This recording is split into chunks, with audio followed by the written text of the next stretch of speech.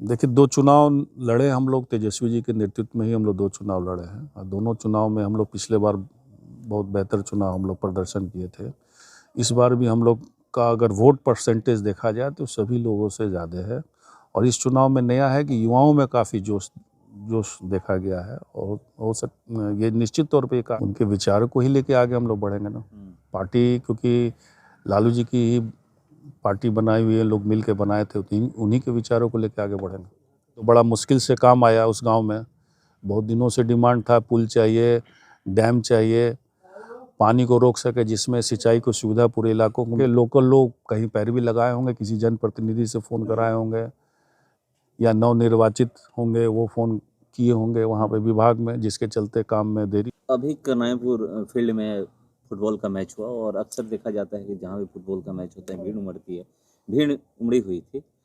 मगर मैं बैठा हुआ था तो यहीं के लोग या फिर पहले भी अभी कुछ दिन पहले नवनिर्वाचित विधायक पहुंचे हुए थे क्रिकेट का मैच जब हो रहा था फाइनल मैच, तो बोले कि हम इस ग्राउंड को बनवाएंगे।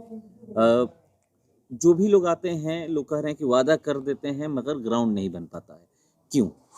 बिल्कुल सही बात है, पहले भी शायद हमारे पूर्व में भी लोग रहे हैं तो वो भी शायद वादा किए थे स्टेडियम का निर्माण करवाएंगे करनामेपुर का। निश्चित तौर पे ये एक मैदान इस दियारा इलाका में यही एक करनामेपुर फील्ड दिखता है जो थोड़ा बहुत खेलने के लायक है, इसके अलावा नहीं है।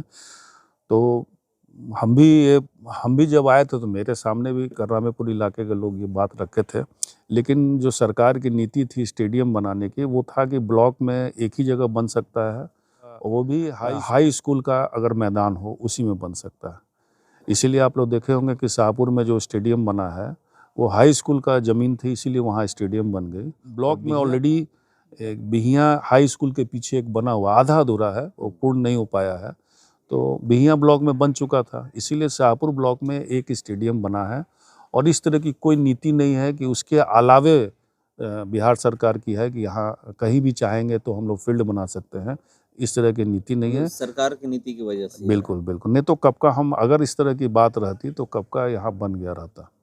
तेजस्वी यादव को राष्ट्रीय कार्यकारी अध्यक्ष बनाया गया है, एक युवा को कमान दी गई है। आरजेडी में कितना बदलाव आएगा? देखिए, 2 चुनाव लड़े हम लोग, तेजस्वी जी के नेतृत्व में ही हम लोग 2 चुनाव लड़े हैं और दोनों चुनाव में हम लोग पिछले बार बहुत बेहतर चुनाव हम लोग प्रदर्शन किए थे। इस बार भी हम लोग का अगर वोट परसेंटेज देखा जाए तो सभी लोगों से ज़्यादा है और इस चुनाव में नया है कि युवाओं में काफ़ी देखा गया है और ये निश्चित तौर पे कहा जा सकता है तेजस्वी जी के चलते जो है काफ़ी युवा इस पार्टी से जुड़े हैं और लालू जी की सेहत थोड़ा सा ख़राब चलती है, इसलिए आखिर इनको आगे हम लोग नेता मान चुके हैं, जनता मान चुकी है, इसलिए इनको कार्यकारिणी अध्यक्ष बनाया गया है, आगे चल के राष्ट्रीय अध्यक्ष भी बनेंगे। खबरें चल रही है कि लालू युग अब समाप्त हो गया, तेजस्वी युग आ गया। नहीं, युग समाप्त किया क्योंकि लालू जी के ही जो आइडियोलॉजी होता है उसी आइडियोलॉजी को लेकर राष्ट्रीय जनता दल आगे बढ़ी है। तो वो जो जनता के बीच में जितना गरीब का सेवा या पिछड़ों या सभी समाज की सेवा किए हैं और उसी आइडियोलॉजी को लेकर तेजस्वी जी आगे बढ़ेंगे, तो उनके लालू जी के युग को लेकर ही हम लोग आगे बढ़ेंगे। डिप्टी सीएम हैं सम्राट चौधरी, गृह मंत्रालय उन्हीं के पास है। पुलिस को लेकर के कह रहे हैं कि अगर आप गोली नहीं चला सकते हैं तो रिजाइन दे दीजिए। अब किस संदर्भ पे का हम नहीं जानते हैं, लेकिन लोकतंत्र में इस तरह की भाषा जो है हम नहीं कहते हैं कि उचित है। पुलिस को छूट दे देना कि पुलिस कहीं भी गोली चला दे किसी को भी, क्योंकि हम समाज में रहते हैं, अधिकतर जो हम लोग लड़ाई झगड़ा देखते हैं वो कुछ न कुछ जो कमियां सरकार की रहती है उसके चलते भी झगड़ा हो जाती है। बहुत सारा एफआईआर गलत होते हैं और पुलिस उसकी जांच सही ढंग से नहीं करती, वेरिफिकेशन सही ढंग से नहीं करती है। जो लोग का नाम डाला जाता है वो जेल जाना पड़ता है, तो बहुत सारी कमियां ये हमारे सिस्टम में है, पहले उसको सुधारना चाहिए। तो क्या ये माना जाए कि राजद सुप्रीमो लालू प्रसाद चलेंगे? बिल्कुल चलेंगे, बिल्कुल चलेंगे, उनके विचारों को ही लेके आगे हम लोग बढ़ेंगे ना। पार्टी क्योंकि लालू जी की ही पार्टी बनाई हुई है, लोग मिल के बनाए थे, उन्हीं के विचारों को लेके आगे बढ़ेंगे। सरना में डैम बनने को अभी भी मतलब कागज भी हैं, डैम नहीं बन पाया, आप ही के रीजन में पास हुआ था। नहीं नहीं, काम उसमें लगा हुआ है, लेकिन अब हर चीज़ बोले कि राजनीति होने लगती है, तो जहाँ बन रही है, जहाँ विभाग ने बनाने का दिया था कि यहीं बनना चाहिए, या एनओसी इस पंचायत से भी मिला था, अब लोग चाहते हैं कि उस जगह पर नहीं बन के कहीं और बने। तो एक राजनीति का शिकार जो है वो हो रहा है, जिसके चलते काम में देरी हो रही है। आधा काम लग चुका है, लेकिन काम में लोग कंप्लेन किए हैं, लेकिन विभाग को जहाँ जरूरत लगा कि वहीं पे काम होना था। एक तो बड़ा मुश्किल से काम आया उस गांव में, बहुत दिनों से डिमांड था, पुल चाहिए, डैम चाहिए, पानी को रोक सके जिसमें सिंचाई को सुविधा पूरे इलाकों को मिले।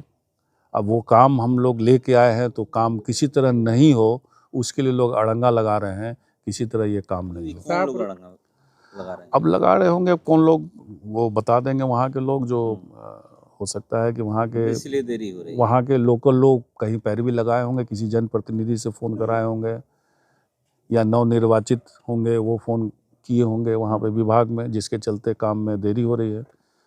और हर चीज़ में राजनीति, विकास के कामों में कम से कम राजनीति नहीं होना चाहिए। गांव के लोगों को भी समझना चाहिए इस बात को। शाहपुर विधानसभा में कौन कौन ऐसे कार्य है जो अभी बाधित दिखाई दे रहा है आपको, आपकी नज़र में?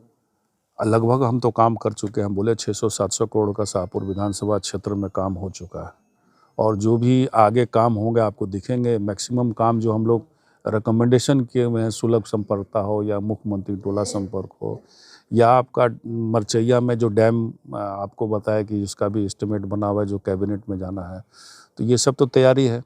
तो निश्चित तौर पे जब पुराना रिकॉर्ड निकाला जाएगा, उस तहत जब सरकार काम करेगी, तो और बहुत सारे काम जो लाभ मिलेंगे यहाँ के जनता को।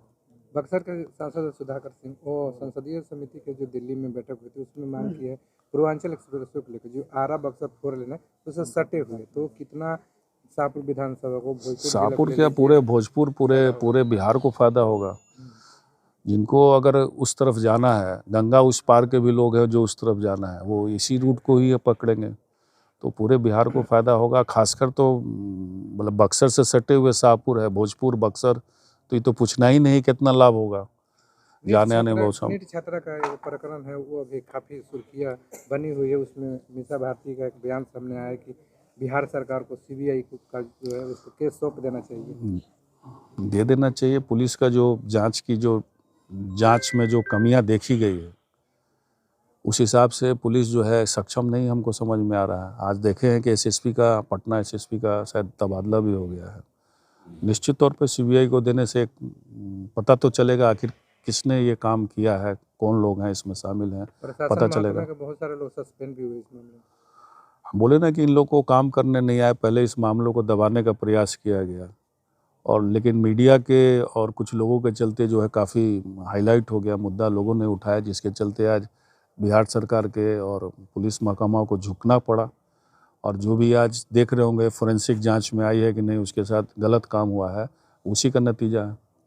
इसी पे एक बीजेपी सांसद हैं राजीव प्रताप रूढ़ी, उनसे जब ये पूछा गया नीट छात्रा को लेकर बयान के मतलब क्यों नहीं अपराधी पकड़े जा रहे हैं, तो वो बयान दे रहे हैं कि तेजस्वी यादव जब से बिहार में आए हैं अपराध बढ़ गया है, वो अपराध लेकर आए, विदेश में थे तो अपराध बिहार में नहीं था। अब रूढ़ी जी तो बहुत मानते हैं कि पढ़े लिखे हैं और सोच समझकर बयान देते हैं। पता नहीं इस तरह का बयान वो कैसे हल्का बयान दे सकते हैं, ये हमको नहीं समझ में आ रहा है। लेकिन निश्चित तौर पे कोई भी व्यक्ति को यहाँ आने से, भी तेजस्वी कोई अपराधी तो है नहीं, और विरोधी दल के नेता हैं, वो लौट के आए हैं तो उससे अपराध बढ़ जाएगा, तो ये तो बड़ा बचकाना ये बयान है, और अपने जो फेलियर, जो अपनी जो कमियां है उसको छिपाने का प्रयास कर रहे हैं।